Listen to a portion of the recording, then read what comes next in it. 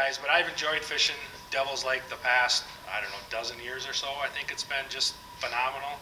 The first trip I made up there was with a club member, with Ron Saar, and we went out there and we were trolling out in Minnewacan Flats, and it was just lights out. We're catching 4 and 5 pounders left and right.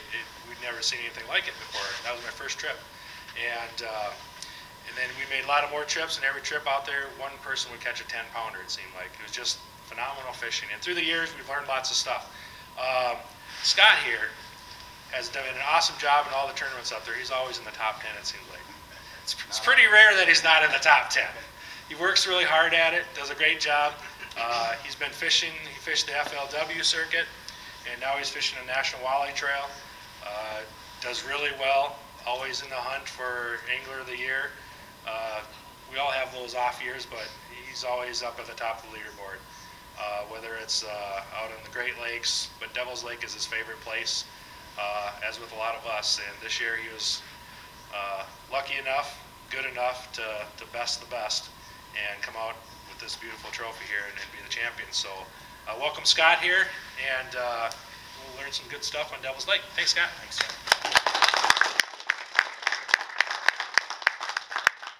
Welcome everybody. Thanks for coming out.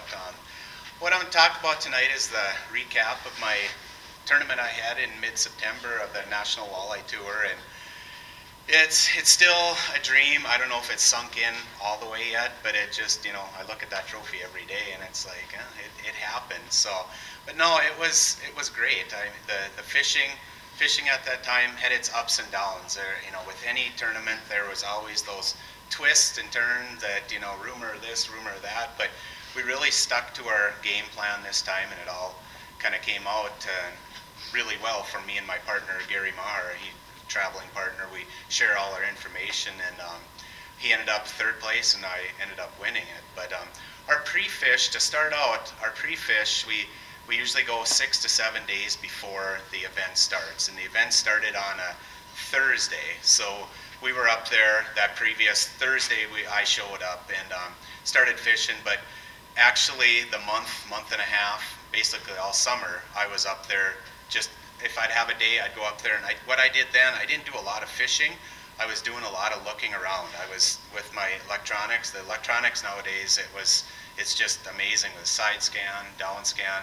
What I was really concentrating on is looking for rock piles. I don't care if they were the size of this room or half the size of this room.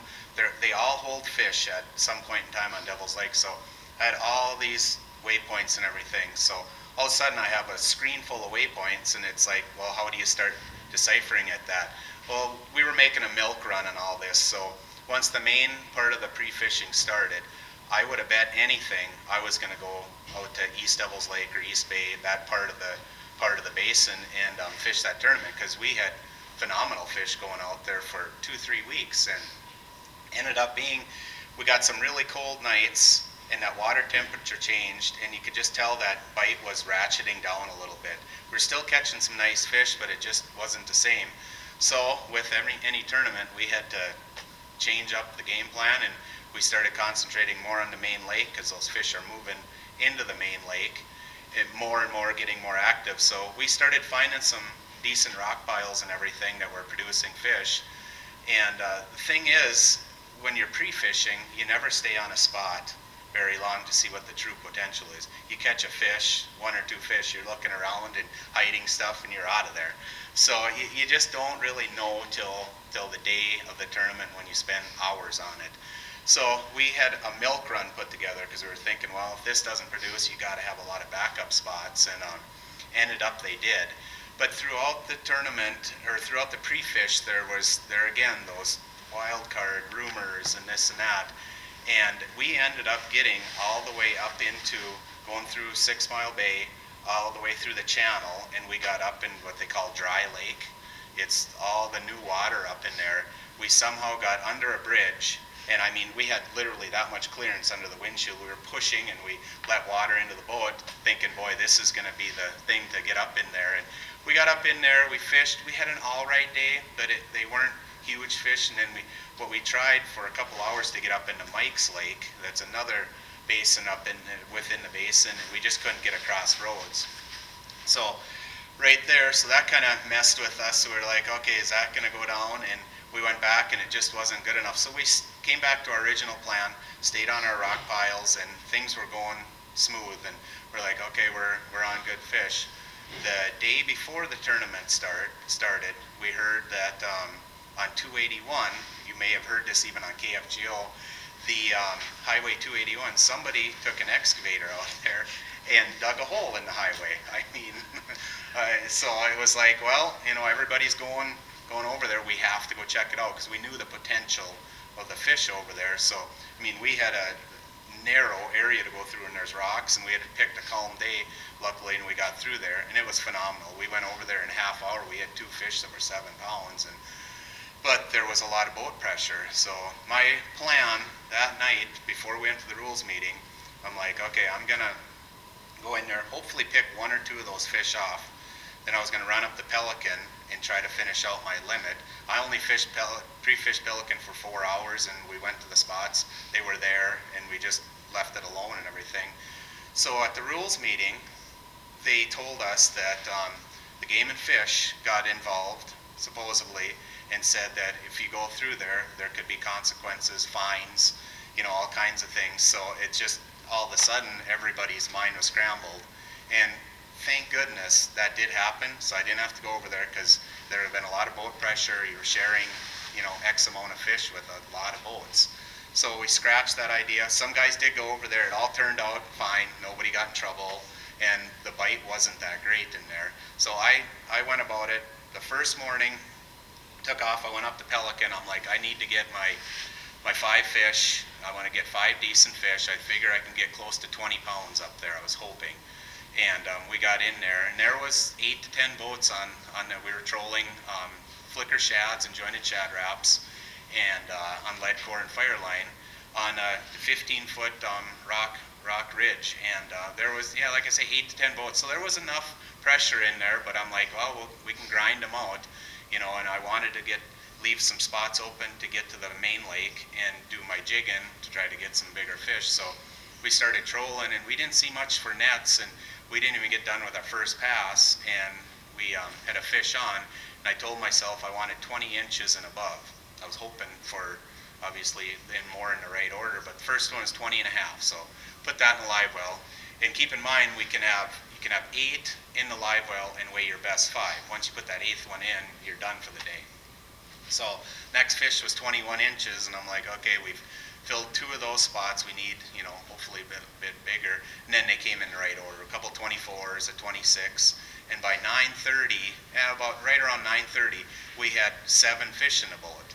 1 more than I wanted to be in there, because I wanted to have 2 slots open when we went to the main lake jigging spots. So we packed up and took off and went over to our jigging spot. And first spot was nothing. Went to the next little rock pile. Weren't there under 5 minutes. Hook into one, scoop that up, and it was an 8-pounder. We were done for the day, and it was 10:15 in the morning. So it's, you know, it stung a little bit, because I'm like, oh, they're going. I know we could have got more, but I'm like, who would be disappointed? We had like 27 and a half pounds somewhere in there. I'm like, so we were tied up to the dock, and life was good, weighed in and everything. Ended up second after day 1. So, which I was, you know, and then I was kind of curious to see how the other competitors did where our trolling spot was, because I didn't see a lot of nets when we were there, and when they came in, there wasn't hardly any weights worth noting from that spot. It kind of made me a little concerned for the next day. I'm like, oh, maybe they just, and I kept my first 5, and we ended up with 18 and change. So I'm like, okay, let's go. That was by 9:30, 9:15. So then I'm like, okay, let's go back and jig. We got hours. We're gonna, you know, put at least a couple good ones in the boat. And we sat there and jigged some more. And we had 2 fish on that day. Good fish. I don't know if they were pike or walleye. Halfway's up, and that's it. I mean, we did not get bit. So we came in with 18 pounds, which I was disappointed, because that dropped me down to 6th place. So I'm like, you know, and I look at the leader, which was my traveling partner, Gary. He had 33 pounds that day. I mean, we flip-flopped the weights from day 1, day 2, and he had a 7-pound lead on me. In second place, Paul Steffen, he had a 6-pound lead. So that's, it seems just about insurmountable to come back on that, but I just felt confident in what the bite we were doing, our program that we were on, that I was gonna, do all right and everything, and went out, and day 3 was like you read in the magazine or watch a TV show. I mean, we went trolling right away, and it was as fast as you could scoop them up. But my partner Gary, he was trolling the same thing. He could not get bit. It just was the craziest thing. And we were throwing 4-pounders back, and I was very selective that day. As I said, I'm not keeping anything 4 pounds and under. First fish, of course, was 4 pounds.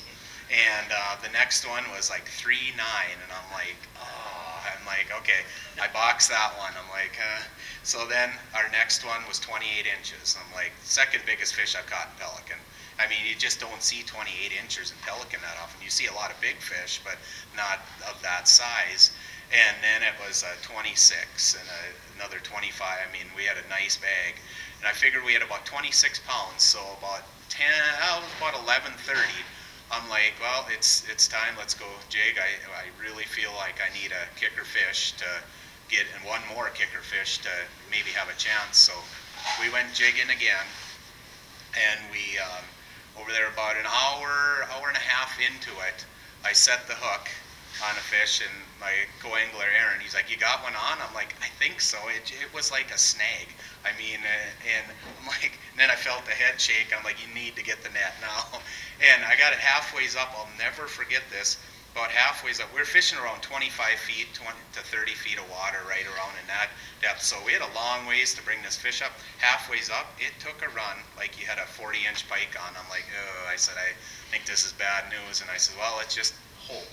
And got up, and it came up on top of the water quite a ways from the boat. Why, I don't know. And all I said to him, I kind of said it very quietly. I says, please get this fish. We scooped that thing up, and it was 8-9 pounds. I didn't even weigh it. It was huge. I just laid down on the bottom of the boat and looked up, and I'm like, I have a shot at this now. And so that with that fish and with our jigging fish, we were trolling was our main deal, but the key to that win was having those big fish spots where we were. I mean, to have a crack at a 8 to 10 pounder, and I got 2 of them that were 8 to 9 pounds, and those 2 fish won that tournament for me. Sounds kind of odd when you're weighing 15 fish that 2 fish won it, but with those 2 fish replaced that last day, that 8-pounder replaced it was like a 4.5, and I'm just estimating weight there. So that fish there really put me over, and I ended up winning the tournament by 4 pounds, which is, there was some real good bags on some of the other guys too and everything, but with those 2, just the key to having those fish, and be patient. I mean, we sat there, and you start thinking, what's our next move, but you just got to keep grinding away. If you know there's big fish down there, you can just keep on them. And I was marking them down there, but they're in the rocks, and you could tell there was no bottom separation on it, and there were nice big arcs with yellow and a little red in them. I knew they were better fish, and I just kept searching around, and all of a sudden I came to this one, and it had touch of bottom separation underneath a little bit. So I just sat there, and there wasn't much wind that day, and we circled around that thing, and you can see those jigging wraps on your sonar, and you can just see it going up and down. I mean, we had to be bouncing it off that thing's head, and all of a sudden I'm like, that must be the one. And it was just so cool when you can mark fish, because Devil's Lake is so hard to mark fish. I don't know if it's all the algae, it's weird out there. The main lake, the deeper water, you can mark them pretty good, but go over to Leech Lake or any of the lakes, clearer water, I mean, you can mark fish all day long and everything. But Devil's, I've messed around, with the technology we have. It's just kind of amazing. But on that one, it's a sense of accomplishment when you can mark them and get them to bite, entice them to bite and everything. So it was very it was fun. I mean, when we got up to the weigh-in, there was a good crowd there, and we had a drive-through weigh-in, which was super exciting. I like that, especially when you got a big bag and everything. There's nothing better than that. It's you go up there and start pulling each fish out one by one, and I got to be on stage there, and it came down to to my traveling partner. He came up there and he just had a tougher day and everything, and ended up winning the whole thing and beating the best of the best, I guess you would say. So it was, but a lot of the keys to the tournament, it was the decisions. You know, it comes down to decisions, and a lot of times you get a little scatterbrained when you're not catching them in the right order, if they're just not going like you want them to or whatever. But you just got to try to keep somewhat calm, stick to your game plan, and it really did. And when it's happening, it's happening. You know, we didn't have any fish 5 feet from the boat that got off. It, you know, we had 2 on that we didn't even see. Other than that, everything stayed on. It just, you know, had great co-anglers throughout the event and everything. But my presentations that I was using, first off with the trolling, and we're just in, you know, 13 to 15 feet of water, and some people may think, you know, I was trolling lead core and Fireline. You know, some people like lead core. Why would you do that in that shallow water? It just, there's a few reasons to that with lead core. I'm sure most of you had fished with lead core. It can be tricky. It just takes a lot of messing around with and everything, but it just follows contours so much better. And it, you know, especially if you're on steep ridges, anything like that, it really and it comes off it and it falls down. Fireline will just keep straight, or monofilament, it'll just keep right above the fish's head. Too far, you know, obviously you want to be above, but on Devil's Lake you want to be ticking that bottom constantly, what I found, especially if the fish are in the rocks. I think too, it's just more consistent. Yep. And so when you get your lure to a depth, it stays there unless you change your Yeah. speed. So when your boat is surging, it absorbs that surge, where the Fireline is gonna, Yeah, you know, it shoots make it rip. Yep. And then also when you're turning corners, that Fireline will follow the contour more, where the Fireline, the lead core will follow the contour. The Fireline will cut the corners. Yep. So No, I had good points. Yeah, I've always been I use 18-pound lead core and about a 15-foot lead of 10-4 Fireline on the end. And just a regular snap, crankbait snap on it. And my lures that I was using are the Berkeley flicker shads were good, and like a perch pattern. It was kind of a metallic. It's exclusive from Cabela's. I had brought some, but I lost them all out there. So, and then the old reliable jointed shad wraps and the regular number 7 shad wraps is what we're using. And like I was saying earlier, there were a lot of guys on this trolling pass. And there were guys, Keith Kavai, Corey Springle, there was Chase Pars. There was a lot of big name guys that had a lot of success in the past, and so it was even more satisfying with there. It was, I really whacked them there. I mean, it was crazy going in and out of there, and there was hardly any nets going. And what I was doing different, that nobody else was doing, because I could just tell, was my speed. I was going 1.4 to 1.6. I mean, just barely crawling along. You know, 2 miles an hour to 2.2. If you read any book, talk to most anybody, that it is. But I've fished that spot so many times and everything, and there's been a few times where slow is with pressure, that's what they want. And what we were doing, we lost a lot of crankbaits, but we were letting out a lot of lead core, and they were just, the rods were just ticking, and we just constantly were tying, putting new ones out and everything. But it would tick, and then I'd just go off the deep end and then come up like that and just let them grind up in there. And we were getting 2, 3, 4, 5 fish a pass on everything, and every time we'd come by, and we were done, like I say, 9:30 in the morning, and there were guys out there that didn't even get their limit and stuff. I'm not trying to sound, arrogant or anything, but it was one of those things that really stood out and everything, that made the whole difference on that trolling pass. It was that's huge. exactly what Corey Springle was doing last year at the MWC. He was going slow too. Yeah, I'm surprised he didn't get onto it and everything, but and when I'd be around some other people, I'd kick it up a little bit. I just didn't want, or if somebody was beside me and everything, there's another twist to the tournament thing. There's so many little things that you gotta do so nobody catches on to what you're doing. So I'd speed up a little bit, when somebody was coming by, and when I had an opening or clearing where nobody could notice, That's exactly right. There's no doubt. So no, that was kind of cool to figure out a little something different. You have to, sometimes you have to fish with a bunch of other boats because that's the right fish are there and everything, but you got to try to be better than your competitor, obviously, and figure out just those little twists. Like I say, there was no fancy crankbait, there was no custom crankbaits or anything. It was just, right off the store shelf crankbaits that we were using. But the orange belly was important.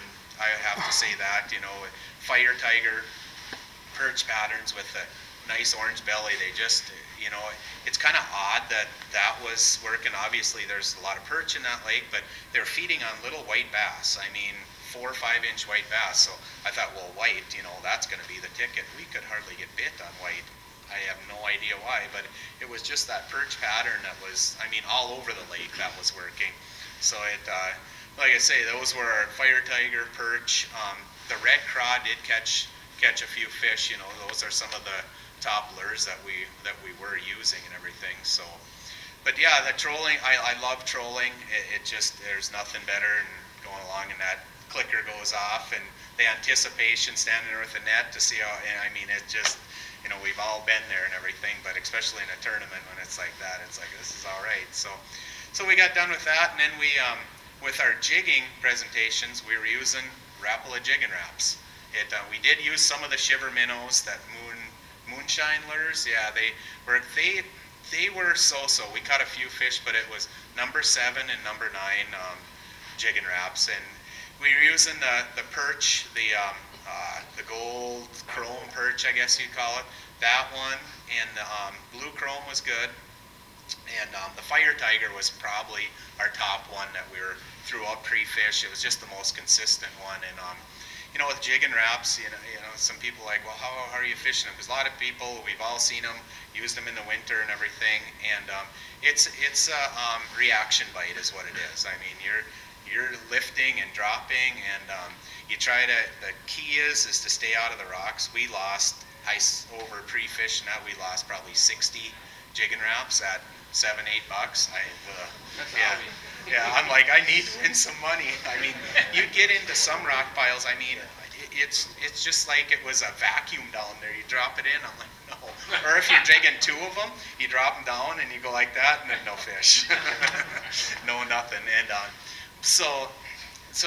but the key is once you can find that bottom and just, once in a while you can tick it. One day I was visiting with Chad during pre-fishing. I could mark the fish down. I couldn't get him to bite, so I'm like, oh, just, like ice fishing. I'd bang it off the rocks, and I knew I'd lose some doing that. And then I'd bring it, just jiggle it up like that and just set it still. And all of a sudden they take it or whatever. I'm just like, oh, it's just like sitting in a little fish house. So, and but that worked that day. I don't know why. There was a cold front that coming through. It worked in multiple spots. But throughout the tournament, we were really aggressive, rip jigging them and everything. And they'd come down, and you just have to be so ready when you go up and jig again, because they have it. They'll thunk it, but not all the time. They'll just grab it, and time you go up again, and it's just your heart about explodes. It's like, oh, there it is. So, about as fun as it gets. Oh man, it's jigging is fun. And that's the thing. If you're on Devil's Lake doing this, don't get discouraged if you're catching fish, 10, 12, 13 inches. It's just crazy how that works. And sitting there, first day co-angler or whatever, he's like, oh, little fish here or whatever. I said, oh, that's common here. That's no big deal and stuff. And all of a sudden, your next one could be a 25-incher. But they just hang within it. We did find some of those big walleyes in our live well that had puked up little walleyes. Small little walleyes and stuff too. So that was a little bit interesting on that and everything. So but yeah, that jigging wrap, it's really caught on up there, and it'll work on any kind of structure, but a lot of people favor rocks. We did have a few spots where it was just a sand point, nice deep break and everything, and we were catching them that way. And around current areas this time of year, it's dynamite.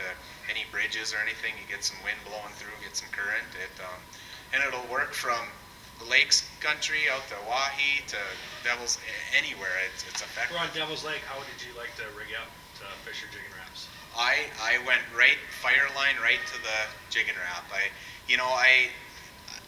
I've tried to fluorocarbon, get, you know, stealthy and this and that, but I just go back to Devil's Lake. The water's murky. Those fish aren't fussy. More stuff to lose. It is, you know, and you're trying to tie a blood knot. What we were doing, what Chad was saying, what we were doing is, I don't know, 3 foot, I suppose, a piece of fluorocarbon, you know, 12 pound, you know, 10 to 12 pound on the end of your fire line, and then tying your jig and wrap. It just, you know, with the, you know, the fluorocarbons doesn't have the, you know, the line, like the fire line, you're going to see that line, you know, in the clear water and everything.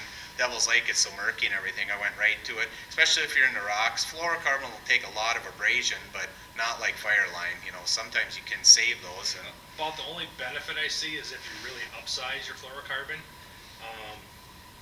it's stiffer. yeah, And having that stiffer tied directly to your jig and wrap, that jig and wrap, if you drop your lure straight down, it tips like this and goes straight down. And sometimes that rear hook will catch your main line. yeah, So if you got a stiffer line, you have a big bow in it, then it doesn't fall. That's why we don't use snaps when we're doing it in snaggy spots. You got to snap, that line is going to lay right along the back of that jig and wrap, and you're going to catch that rear hook. yeah, no, So good point. if you're in snaggy stuff, you always want to tie direct. I mean, if you're just out there fun fishing, using the snaps, okay, just to go change around. But if you want to get the best action from that lure, I think you definitely want to tie direct with a knot that won't slip. You want to make sure it's cinched down tight, and Yep. a little thicker line is better. I mean, we even Yep. upsized the 17-pound Yep, fire line rather than the 14-pound Yep. rather than the 10-4. yep, no, that definitely it has its days. I'm not doubting that, but it just, one of those things, we were catching them without it, and you know, Yep. fishing tournaments, you don't want to mess with anything. If you're snagging the rocks with just a straight fire line, how do you break it? Hold the, break. just pull. Oh, and I mean, it's just about impossible to get them back. You know, I've tried, you know, going around with the boat and every which way. They must just, when they go down, they must just shoot right down in, and then you pull up and they're just locked. Every once in a while, you get lucky. Yeah, you do, You'll get yep. 3 back. In like I did hear somebody was jigging around some trees or whatever, pulled up that tree and had 6 of them on it. Like, holy smokes! So. I mean, our last day of our tournament we had up there this summer, we were actually in the positive. No Because eventually way. you just kind of get that zen feeling where you know where your lure is because Yep. you're watching it on the electronics. You don't even have to bang it on the bottom, and you just know where it is. You've been doing it for so many days in a row. You just know. Yep. And what we were mainly snagging, we weren't snagging rocks so much. We were snagging all the line that's down there from people Yeah. that got snagged before. Right. And so every once in a while we'd pull out, and we had upsized to 17 pound. We were able to pull out some other people's lures, and we ended up positive. Yeah, no, that's like, speaking of that, up in the trolling spot, you should have seen the crankbaits the second day floating around. I should have just started scooping them. I mean, they were just all over the place. I know Tom Backer went up there that next week. He's like, yeah, I was getting crankbaits all the time up there. Oh yeah, it was crazy. That's a thing. Oh, go ahead. I realize it's personal preference, but you were describing how you were rigging up your Mhm. jig and wraps. You have some personal preferences on rod length, action. You mentioned the line, and then you also said you're using 7s and 9s. I'd rather use a 7 than a 9 if I'm jigging all day. Did you find that size was a big difference? 9s when it was windy. You know, windier, just had better bottom contact, and we did use quite a few 7s, but it seemed like they were, you know, there isn't that much difference in profile, but it's a little bit larger, and it seemed like, whether it was just in our mind, but it seemed like we were getting bigger fish doing that in more, just more of a reaction bite on it, it seemed like. I don't know. Part of it because it's heavier, and it might just have a little Yeah, there's action something on it, that it's doing different down there. because we had the same experience. Yep. And as far as when you're jigging so much, what I was using mostly was medium, extra fast on that, and it gets more tight. You know, you got a little more. It's little more of a give on it and everything. If you got a little bit stiffer rod, it's a little easier on you. But I don't know, something about there again in the rod. There's different actions to it. There was one rod. I don't Did you know if like it's. see what I tried. I went to a shorter rod, so I got. 6 foot is what I'm. That's what I did. Yeah, that's what I. 7 foot. Just I don't like that. with a 9 foot with a number 9. It's too. There's too much weight on it, Yeah. and it's just too much work. Oh, your arms by the end of the day. I mean, it's just. If you're catching fish, it isn't bad. Yeah. But when you're not catching anything, it's like, come on. But yeah, that a little more of a stout rod. It by the end of the day, and yeah, 6 footers is all we use and everything. But that one rod in pre-fish and in a tournament, it was a little softer tip on it. I caught him, but like I say, was that just superstition? You know, you don't know or Might give that whatever. little extra flick at the Well, end yeah, too, there's you know, and something flying. there. I'm just like, what the world? Even last Friday, we ran up to Devil's Lake and fishing, and I caught him on that rod again and everything. But the guy I was with, he got a 9-pounder on, on that. But yeah, I mean, the fish are going, on that main lake area, the Fort Totten, Cactus area. I mean, those deep rocks are good. The bridges are phenomenal right now. If you get the right wind and the current coming through there, those fish are up there. They're feeding, and especially around the bridges, I'd say more towards the early morning and evenings. Evening bites would be a good time, but it's trophy time. And when you're on those spots, the deep rocks, there's some days you'll light them up. I mean, you'll catch them like everything, but it's a patient thing. You got to just work through them and know that there's some big fish there. You might only catch a few fish, but it could be the right ones and everything. So, but it's fun. Go ahead. Did you snag any of the fish? Little ones, a lot of little. No big ones, but a lot of little ones. I mean, right underneath. It's. Yeah, and perch, we snagged a bunch of that. Well, I shouldn't say a bunch, but a fair amount of them and everything and stuff. That's the other thing with jigging wraps, especially in a tournament. You fall hook a fish, that's not a legally caught fish. So that's kind of the chance. That's what is going through my mind too. I'm like, that'll be my luck. I'll get a 27-incher and it'll be caught in the side and everything. And you just, but it seems that smaller fish. I don't know if you've seen that, Chad. That Yeah, we a lot, and sometimes you'd snag it right in the belly, and you'd hear the air bladder go wet and arrow. Well, yeah, that one day we had one sideways. I'm like, I was like this, and it come up, and it was like that. I'm like, oh boy. No, I know it. It's a great way to fish. Did you notice too? Were most of yours hooked well, or did they come off as soon as they hit the floor? Oh yeah, in the net, it's just like, ooh, that one's off. You Yeah. know, it's just like, how do you, it's got how many hooks on it. It seemed like a lot of times when we were fishing that way, those fish just clamp onto it, and they're not even hooked. They're just holding onto that I bait. agree. Yeah. And then you get them in the net, and they relax, and they just open their mouth. Yeah. You don't have a hook in them half the I time. know. It's crazy. That was my next question, is they spit the hook on me, so I'm wondering. Yeah. You got to reel faster. Did you go Serious. faster? You don't play with them. You Nope. crank them in. Yeah. Because you have to keep that pressure.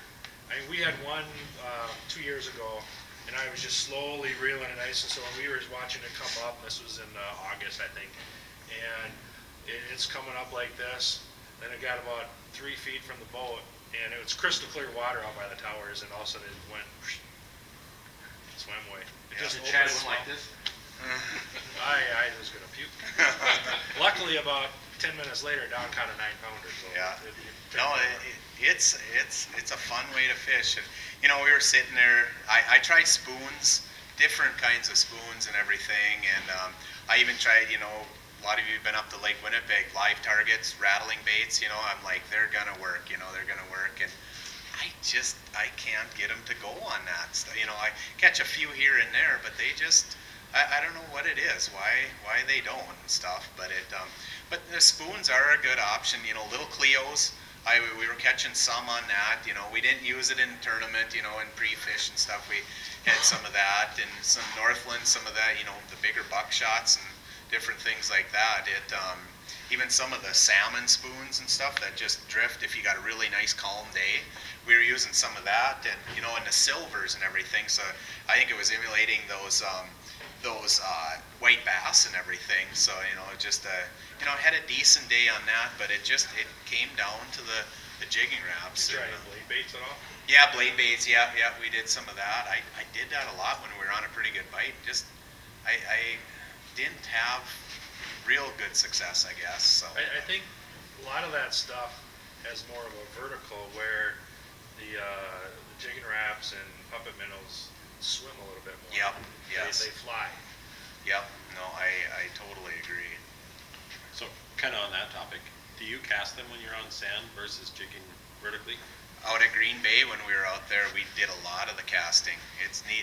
And out on, when we were in Bay City this spring out on by Red Wing there, we were casting them on Lake Pepin. I'm like, just one day I was jigging them and not catching any, so I started chucking it up there and just snapping them back, and they do well on it. I know a couple guys out on Leech Lake, over by Bear Island, specific.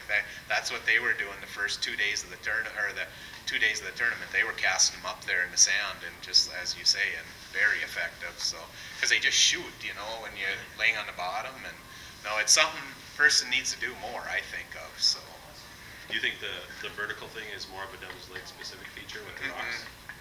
no, Lake Oahe, it's very, very effective and everything. I know on Sakakawea it's catching on more. I think any deep structure this time of year, it doesn't even have to be this time of year, you know, starting, you know, midsummer when those fish move out to the deeper water, and, you know, lakes country, it would work dynamite, I think. You get on some of those, you know, because it's out, you know, you think you gotta, you know, pull Lindy rigs and stuff. Some day, you know, obviously that works most of the time and everything, but some of those days where they just don't want to do it and everything, it's definitely, especially if you're marking fish. I mean, you go like on Oahe there, if we're marking fish and everything, we'll stop, spin around and drop the jigging wraps down, and they'll whack it. So it's a pretty neat deal and stuff. And, you know, I got thinking too, you know, should a person put a jigging wrap down in just your regular 3/8 ounce gumball jig with a minnow on it? Sometimes, you know, we get caught up, you know, with, you know, the jigging wrap. There's days, I'll guarantee a regular lead head jig in a minnow will probably outfish that. That's, you know, that's what those fish prefer on those days and everything. So but no, it's a fun way to get out there, and expensive. It definitely, if they're on sale, make sure to pick some up. So, but there was this little story. There were 4 brothers. They were from Iowa. They were up at the casino when we were pre-fishing, and nicest guys ever. And he told me they both lost their wives, and they're finally like, let's just get out fishing and everything. And so they came up, and he was asking me, and I was telling him a few spots, and they were out jigging and stuff. And he says, well, what are you using now? I said, you got any of those jigging wraps? He said, yeah, at home in my fish house. I'm like, that's what a lot of people say. And he's like, no, we're just out for eaters. And I grabbed one out of the box and threw it to him. He said, how much are these things? I said, just have it. Give it a try. And I said, go get some tonight if you. And I said, they're like $8. He's, oh, I can't afford that. I said, well, don't lose that one. They were sitting by the bridge, and he was, you know, they're catching nice eaters. He was happy as heck. So it was kind of neat. He thought it was, you know, something new that we, you know, don't think of. And there's going to be more, you know, on the jigging scene. You know, these jigging wraps are really took off, but there's something else out there that's always better. You know, it's just, All right, spill your guts, you know. yeah, I'm trying to think of it. But, you know, there's so many spoons, there's so many plastic, they're just, you know, you got to think of different reaction things. I don't know, I bet in 5 years that, you know, that'll be the talk. Something else came into play, and, you know, jigging wraps aren't going to go away. I mean, they're going to be the staple for jigging, I really believe. But I just honestly think there's going to be something more that person can capitalize on. So with your jigging wrap, you find you have a preferred presentation, a lift and drop type of rhythm or routine that you use with it, or you just keep changing up? Both rods, I just, all at the same time, and about it, you know, there again, certain days are different, but I like to have the rod tip, and like Chad was saying about this far from the bottom, or when you come down, you go right in your, you know, where your arms feel comfortable, they're extended, so it's sitting like that, so you have the leverage to come up again, you know, if you got that, you got to make that hook set and everything. So what would you say, a 2-foot swipe, you know? Well, and when I was last year, when we had such an awesome day, I did just the opposite of Scott. I did one rod where I was really aggressively and I was doing probably a 3 or 4 foot. I was Yeah.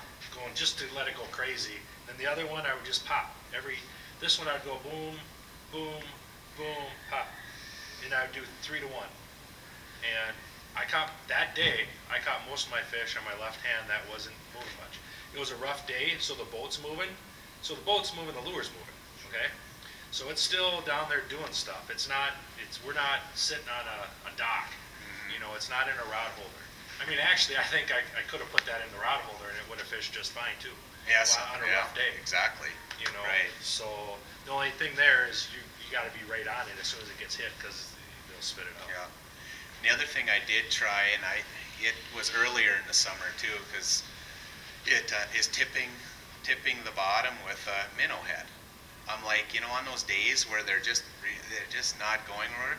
Well, in the wintertime, you know, when I fish jigging wraps up on Devil's Lake in the winter, I can't hardly catch them without a minnow head on the bottom. I don't know what the deal is. I put them on there. Did it make a huge difference that day? We did. It seemed like we caught more, but it's a pain trying to keep that minnow head on there when you're ripping it like that. But I think there's something to that if you can figure out a plastic or something that's on the bottom. It didn't seem to mess the action up too much or whatever, but it just give that little bit of scent, you know, on it and everything. If they're sitting there, that, you know, fish it like Chad did, you know, just, you know, pretty softly and everything. And it just, I think that would make a difference on certain days. So there's little fine tuning a person can do to them also. A lot of it's just taking the time to explain. That's exactly Some right. of it is just taking some Procure and maybe just seeing if it's just because of the scent. Yeah. So just douse it in Procure and just one of them and fish with 2 and just do a little test to see if one outfishes the other and use the same size, same color, and let's just see if that does. Yep. And then maybe using a plastic, you know, Northland has a plastic impulse minnow head. Yep. Putting that on there and maybe soaking some Procure in there too, and then trying a real minnow head or something. But There's days just doing tests like that Yep. to see what happens. And Yep. but we all get too lazy and into our comfort zone. I'm just gonna go with these. Oh, totally. And then if you fish them in the wintertime too, you know, it's what I do. I usually, the front hook and the back hook, I usually break them off, cut them off, because I don't know how many times I've been reeling up a fish and it gets caught on the bottom of the ice, that hook, and it's like, there's nothing you can do besides see that fish down there. And they'll, you know, especially if tipped with a minnow head, they're gonna grab that on the bottom and you're gonna hook them in the belly hook 9 times out of 10 and everything and stuff. And so, go ahead. Do you modify that bottom hook at all? You know, I don't. That was my plan right away. I'm like, well, if we do that, I talked to a few other guys that went upsized a little bit, and they still said they were missing them, and the hooking percentage seemed about the same. So I just kind of stayed with it to keep that same action. It was working. So, but I think there's, you know. I mean, on the 9, I think the bottom hook's big enough, but on the Yep, 7 is a little small. I agree. I go over there. Yeah. No, that's a One good idea. dangerous thing about doing that is moving that and playing with that the hook, the keeper. Oh, that yeah. keeps the hook on there. It's really brittle. Yeah. And Oh, no kidding. you know, Okay. so if you don't want to bend it down, you just want to bend it to the side and then bend it back. I don't think that. I just think of take my pliers and grab the shank of the hook and just kind of pop it off there. Yeah. Okay. And I just go up one side hook and just use a short shank so it doesn't flip over. Yeah. Oh, yeah. That is a What, good idea. Yeah. What Corey Springle was doing, he was putting a split ring Oh, yeah. and putting a short shank on. Yep. So then the fish doesn't have as much torque too when they get caught to, Yeah, kind right. of torque off. Right. Yeah. Exactly. No, that is a good idea on that and everything. So, but no, it's an awesome lake. I started fishing tournament. That was '96, I think, '96 or '97. Fished my first tournament. So you just see, I've seen that lake as we all have rise and everything. I'll never forget. It was a team walleye tournament. We came across the main lake from Woodland Resort, Creel Bay, and 57 was underwater. We were crossing that to get into Mission Bay. And I'll never forget, I got a 1650 Tyee. It was an older boat and everything. I remember bouncing off that thing. The skeg broke and everything. We got back there though. No, it was pretty neat and stuff. But yeah, that lake, it changes every year. I mean, something's different, and I actually enjoyed it more 10 to 15 years ago when it was coming up, and there wasn't, you know, the mapping, the technology is great right now, but I still like going out and just blindly looking for those tree pockets or new structure. It's like, oh, there's a rock pile right here, you know, and stuff. And there was a time I fished a PWT up there, and I'm going across that morning, and my depth finder went like that. There was no mapping or anything like that. We were like, oh, let's go back and check it out. And it's probably one of the best days I've had on Devil's Lake as far as fish. My wife and her aunt were coming up. We picked him up, and we sat there and we jigged and slip bobbered, and it was nuts. And then that next following fall, I fished the RCL, and I ended up doing really well there. And then the following summer, Troy Morris and I were teamed up in that PWT, and we fished that spot there. And we were trolling crankbaits on it, catching them pretty good. And then the last day, Troy was doing really well, and he was like, I remember you were saying that you've slip bobbed this before. He pulled up there to slip bob, and I was coming up there too to do it, and he caught like 30 some pounds or whatever it was. It was just one right after another. So it just goes to show they didn't want, we caught a few running crankbaits right over the same brush pile and the rock pile, but we put a leech and a bobber down there. It was just nonstop. I mean, it's crazy how fish sometimes just react to different presentations. But suppose they saw 3 days of crankbaits, you know, they were dizzy looking at them things. So it's like, oh, there's something different. But it just, no, so it just, you know, it goes back to the jigging wrap and stuff. If they're not going on that, get the, you know, regular lead head jig out, and, you know, try some live bait too and everything. So it's Plastics, I heard there's a couple guys were using some plastics too. oh, on okay, oh yeah, yep, okay, yeah, that, I think was that Stahowski. oh yeah, I think his co-angler, he put just a big giant moxie on okay, and just dropped it down, 9-pounder. no kidding. And it's just one of those things where you drop it on its head. Right, You know, and you gotta get lucky enough. Yep. I don't care what, you know, what lake you're fishing on. How many times have we been to a spot and it's like, well, okay, they're not biting here. All of a sudden, you catch one. It's a 4 or 5 pounder, 3, you know, nice fish. So then you give it that extra half hour, and then all of a sudden that becomes one of your favorite spots because those fish, that wave moved in, and you were this close from leaving there, not coming back there for who knows how long. So just, there's a lot of luck into it too and everything, but it, with the technology, the side imaging is just so valuable now, just looking at stuff, and you can scroll over and mark stuff. That's with the rock piles and everything. That's what we were doing, just marking around and then going over them and seeing if it is something that's worth fishing. But it, no, there's some really neat stuff out there. Sometimes we can get, you know, too involved with the technology also. You know, it can go both ways on it. Sometimes it's fun just to use your regular sonar and just go fishing. You know, it just, sometimes, you know, a lot of times when I get out there, yeah, there's so many things I don't use on all this depth finders and everything, but when I get out there, I just want to fish. You know, you don't take the time to do it, you know, because time is limited and everything. So, but a lot of neat things. It's a good thing to do in the winter when it's 30 below out and sit in front of the TV and look at it, I guess. So.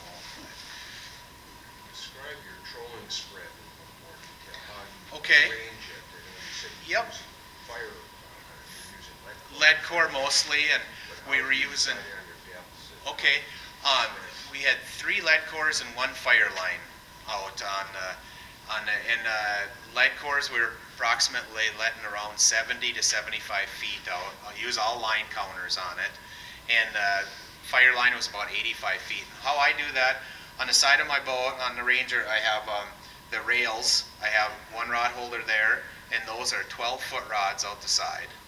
And then in the back, the Rangers come with rails you can get there. I don't like them. I had them the first year. It's too much bending down all day.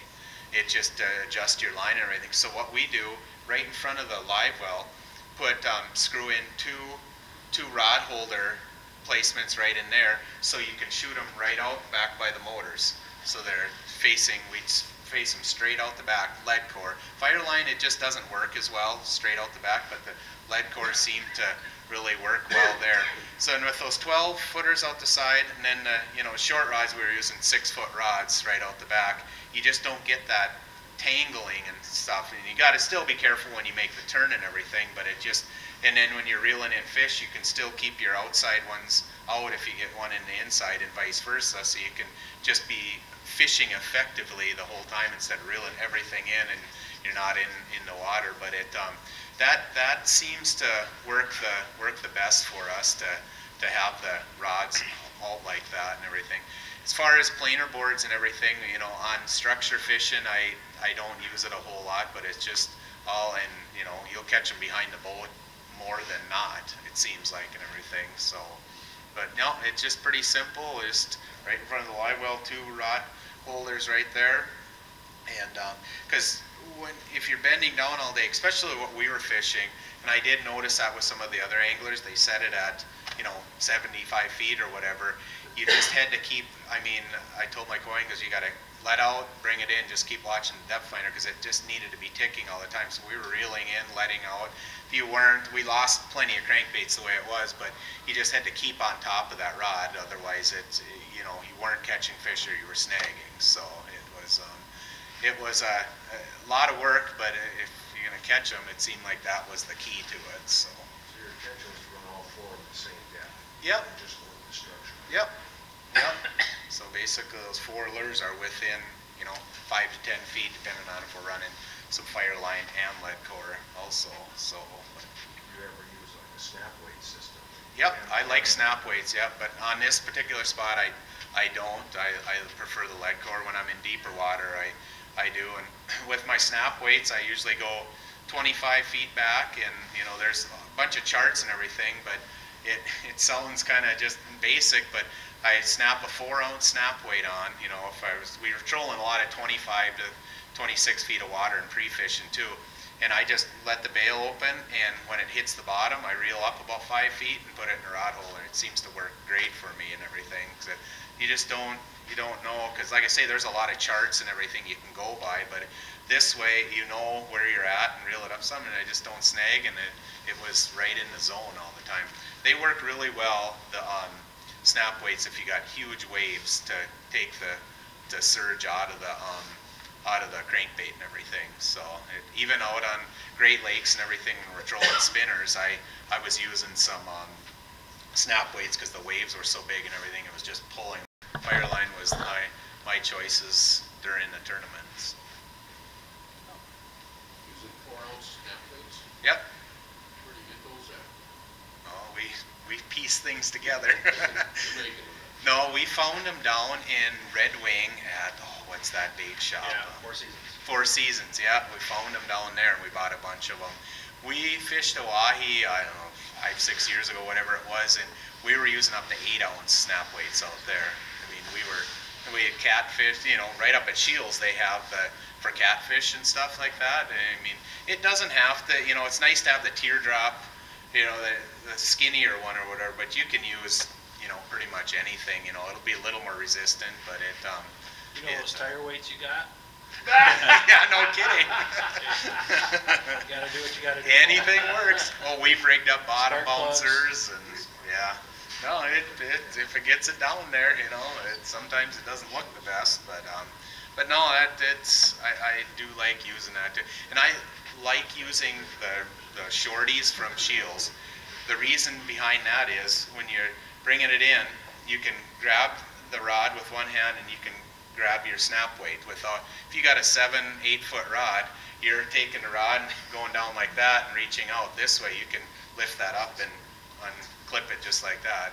Got a big fish, it's a little interesting with a 5-foot rod to get it in, but no, it takes, if you're by yourself and everything, it's something nice to have that way. So, and I just use the planer board clips on it and put them on there. Make sure you have the locking clips on there to get it behind there, because I don't know how many you lose, otherwise they come off and stuff. So no, but that's just the basic I do is 25 and hit the bottom and reel it up 5 feet, and seems to work for me. So. You talked about all these different lakes and rivers you fish on. If you could only use one technique, what would that be to do all these different places you go? Trolling crankbaits. Trolling crankbaits, that's the way to go. I love that. I really like doing that. I love my jigging and stuff like that, but trolling, I really like doing. And it just, I like it. You can cover so much water, and you look at, over, how many big fish are caught that way. It just, especially if you're, looking for big fish, obviously. We all are looking for, big fish, but it just, I like covering the water, and you can, narrow things down. And there's times where we've trolled and found the fish and then went back with either live bait or jigging and everything. So it's a good search tool also. So. Were you saying earlier you like your crankbaits to be up in the sand, the bottom, just keep kicking on them a little bit? Yep, yeah, just, so you see that rod tip every once in a while, hitting, it just, that's perfect. I've always liked that. I mean, more times than not, I've had more success doing it that way and everything.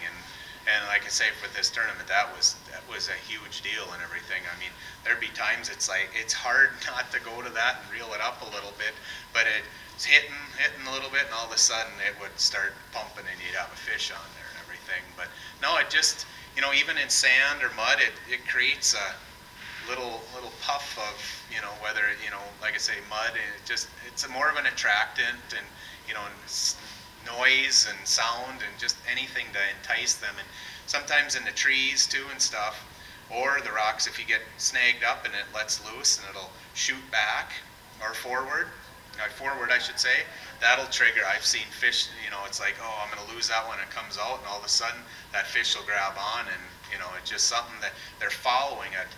Fish follow more than we'll ever imagine. I mean, how many times, and another thing we were doing too, I should back up a little bit, during that tournament, we were back there on both those rods and just pumping the rods. What I mean by pumping is grabbing the line and just shooting it forward, letting it out, just messing with it, because those fish are going along, and all of a sudden you just keep a steady go, they get bored with it, I guess, and you do that, and it's something different, and it stalls out. And, we didn't catch all our fish doing that, but we catch, 3-4 fish a day when we do that. It's pretty neat when you're holding that line and all of a sudden it's like that. So, but That happens a lot. You let it back when else you go to sweep it forward, and it's there. It's down like, there. holy You dropped it smokes. right in its face. But yeah, it'd just be fun to know how many fish are right behind your lures and everything. It just, like I say, I think it would really surprise us what we'd see and everything. So,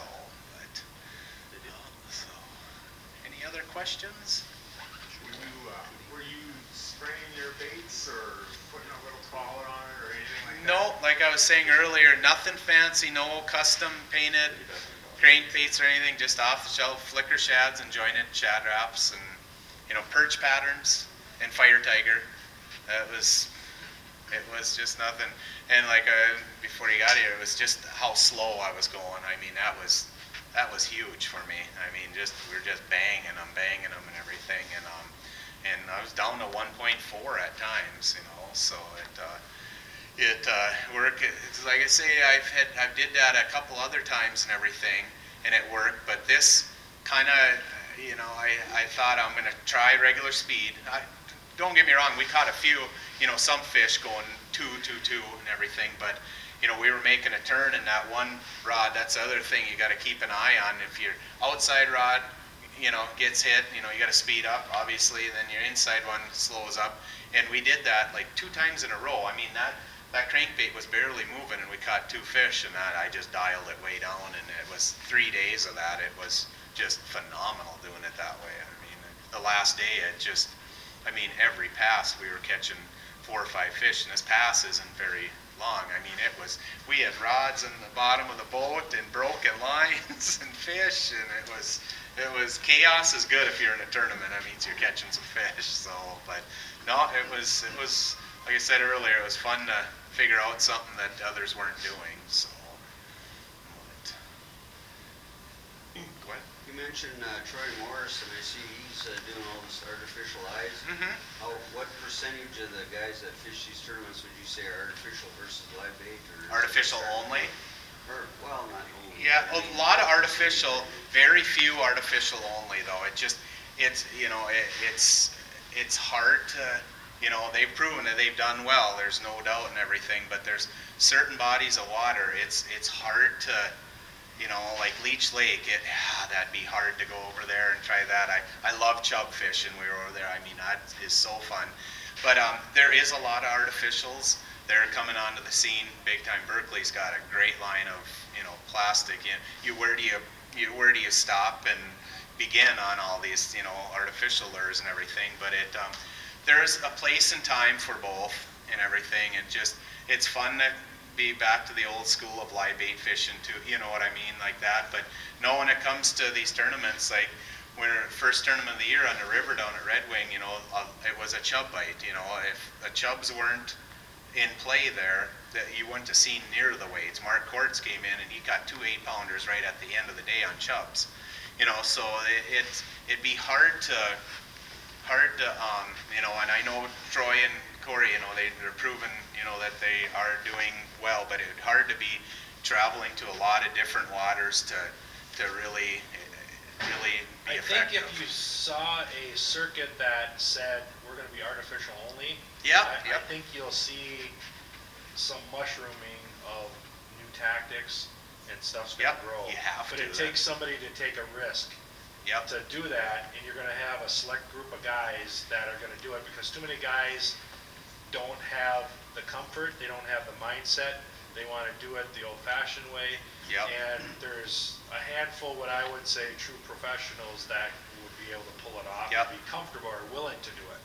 And they've tried that on, you know, MWC. They tried that, and I've talked to the few of the reps, and it didn't go over like they wanted it to. There was a lot of complaining, and they just didn't dare try it again because they were going to start losing.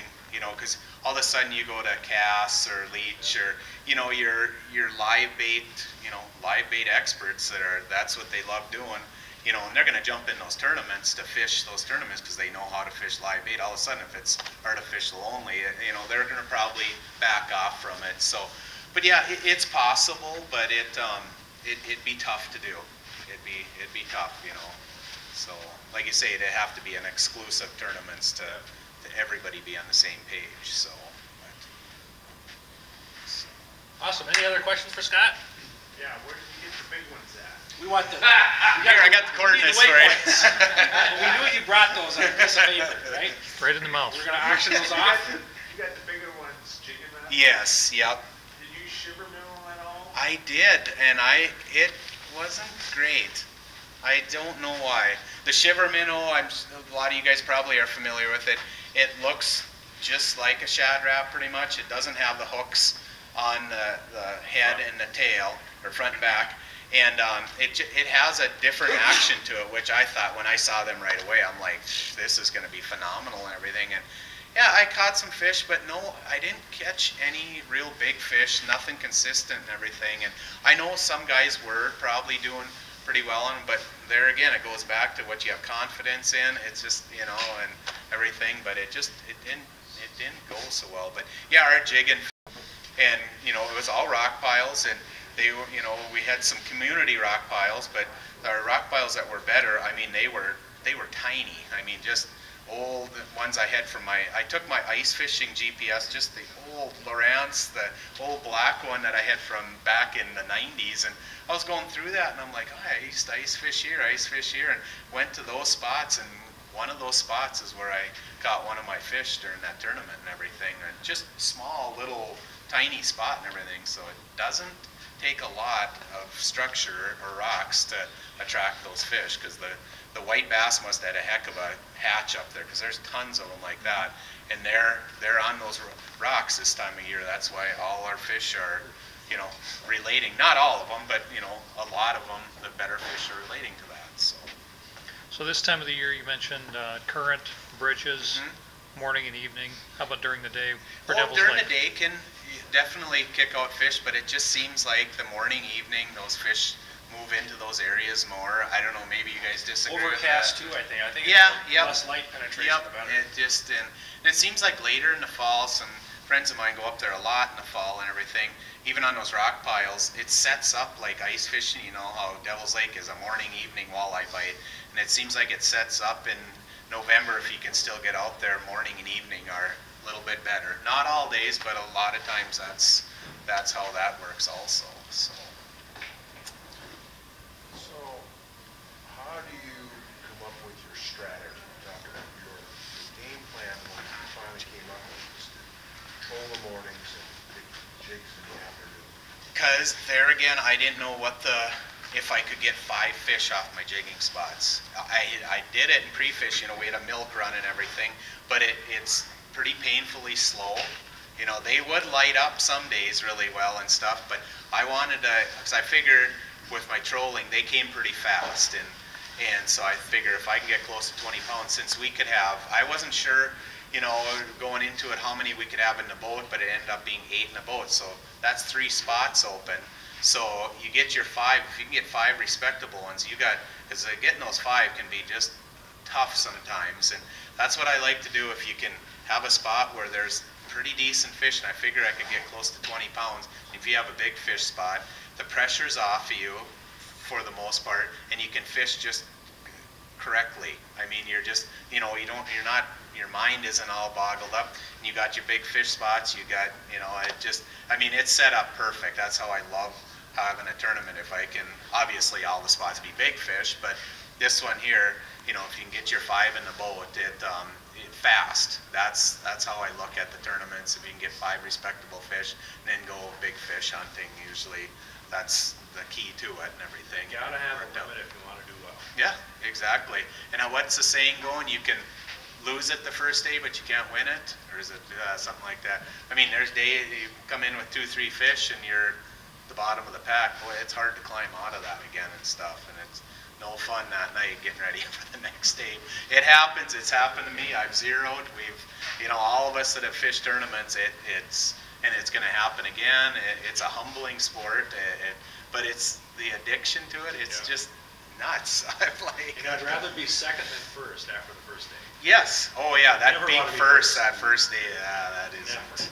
No, it sounds kind of crazy, but yeah, the more the pressure's on you and everything. And Chad Schilling from South Dakota was in first the second day, and then he only had 10 pounds a second. He just, you know, and not saying that first place thing did that to him, but it's a different thing. You look at all bunch of results, and a lot of times the guy in first place the first day doesn't usually win it unless he's got a huge lead, of course, and everything. But but yeah, coming back from 7 pounds down, I feel really good about that. I didn't know if it was possible, but it really turned out right, and came down to decisions and no mistakes.